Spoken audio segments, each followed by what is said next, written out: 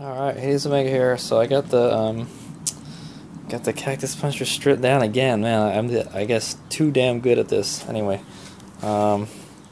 so here's the Motobriiz here, and we're gonna go do the thing here.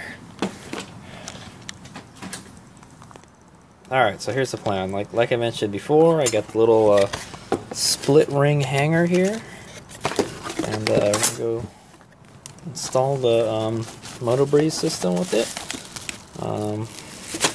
So this is the little gasket I'm going to put around this, and this is the mount, the holder, and then I'm going to use some aluminum bar stock here to fabricate a bracket to get it. So basically, the bracket is going to hold it. This is my plan. So I'm going to have this over here, like something like that, or probably something like this. Oh, I dropped it. It'll be like this. We'll hang right there, and then see how the little dropper thing, it's gonna hang right over the chain, and then it'll add it'll drop lubricant onto the chain. So this only works because I have this B&B off-road case saver here, so I have access to the chain. Yeah, fairly good. If I get it right on the, onto the case saver, it should be fine. So I may have to move it whenever I do chain stuff on the sprocket, but it's okay. And it fits in there nicely, so this is where I plan to put it. Or I could put it here. But the problem is the swing arm moves and the chain moves here, so it may whip the hose. So I'd rather not put it here. It seems better over here, right over the sprocket. And I don't have to worry about, because none of this stuff moves around. So this moves around because this is where the swing arm is. See, the pivot is right here. The swing arm is right here. So I'm pretty sure this will not contact the chain at all. And it's just gonna drip on it, and the good thing is it'll drip onto the chain and the sprocket, and so if it does like drip and you're not moving, it won't go all the way through. Maybe, I don't know. But yeah, so that's the plan. I'll show you how it turns out. HadesOmega. Okay, there you go. Oh man, it's a lot heavier now. So it worked. I used a 1/16 thick rubber stuff, and I cut in a strip and I put it around there, and it's holding it nicely now. So what the plan is, I think, is it's gonna go like this. So since this is kind of an angle, I'm gonna try to squeeze it in there as much as I can, and then it's gonna run a line down there. I'll try to get it in there as close as I can, so like it stays inside the bike, as opposed to outside the bike.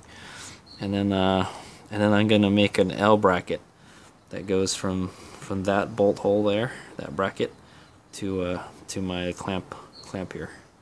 So it has a little hole. And I have to go figure out what size of screw or bolt that is.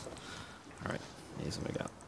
All right, HadesOmega here. So there it is. It's installed. It looks actually pretty good. It's oh my god, it's such a precision fit is the problem, and I'm not too happy with that.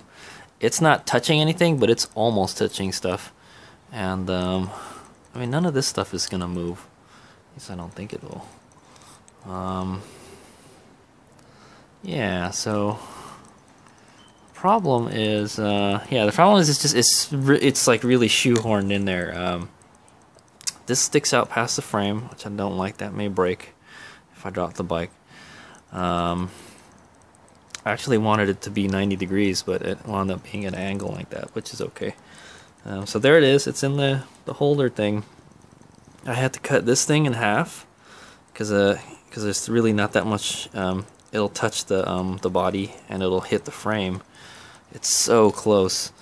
That's a SAE bolt also, and like it's bolted on back there, and I can't access that nut. There's like a process to take it out. You gotta undo this and move this out of the way, and then tighten that. So I'll have to make sure I put lots of Loctite on that. That's one thing I'm afraid of with this is this bracket. The bolts will come loose, and then the whole thing will come out, and then you'll lose it. So that's what I don't want to happen. You know, I'm thinking right now, why didn't I just get some kind of bracket here? Yeah, why didn't I get some kind of bracket here and then just and then zip tie it to the frame? That probably would have been better. But I don't know. Well, we'll just have to try this. I think this will work. I don't think zip tying it to the frame. Zip tying it to the frame will make it push it outwards. And yeah, so I went and used one of these aluminum L brackets. It was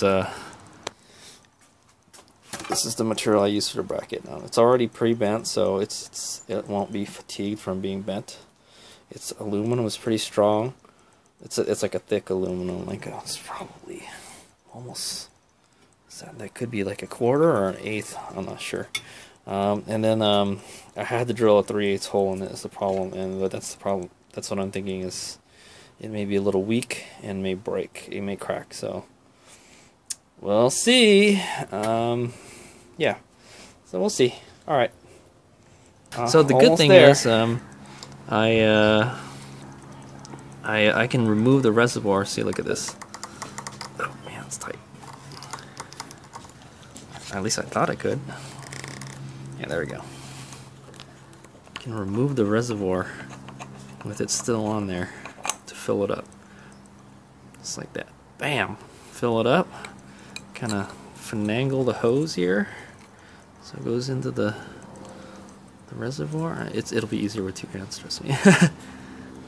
Or you can fill it up like this right there with a little squeeze bottle. Fill it to the top, put it in there, and well, don't fill it all the way because it's gonna. And then tighten it. It is, like I said, it is precision fit. It's nearly touching the starter right now. But damn, I don't know. I think I'm gonna go for it. I think that's fine. So what's gonna happen is I'm gonna go get a hose, and I'm gonna move it down to like here or something, and zip tie it to something, and then that'll be it. And then I gotta install the intake hose and everything. So I'm gonna go take this stuff out now, and then I'm gonna Loctite it all so it doesn't come apart, and then. That'll be it. Before I do that, I'm gonna go see. I'm gonna put the gas tank back on and see how everything fits in there with the gas tank. I forgot about that. All right, so there's the test fitting with the tank. It looks pretty good. Looks like it belongs there almost. Like I said, I'm worried about that. This part sticks out, the little elbow. That may break if it drops. It does have a little bit of play, so that's good. Yeah, we'll see. We'll just have to see how that works out there. Oop, oop. There goes the fuel line. All right. So I'm gonna finish installing it now. So I'm gonna go Loctite everything on, and then install the intake pipe, intake hose. I'm wondering whether I should use this little thing or not. If it gets in the way too much. Yeah, because I was planning to put it here, but it gets in the way of the airbox. I don't want something to block the airbox, so I may not use it at all. It is an optional item. Maybe I can just put it right here on the outside. I don't want anything sticking on the outside because it may break. So I may not even use it. Is what I'm thinking. It's too big. I may be able to make some kind of a. I may be able to make a smaller one. It's just to keep the moisture out if it rains or because it's really humid. But what I'm thinking I could do is if it's raining or something, I'll just stick a bolt in it. I'll stick a bolt in the hose to prevent air from going in, and then it won't work anymore. But it's okay. I'll just have to take it out when it gets dry. Your chain will be wet with water anyway. So, all right.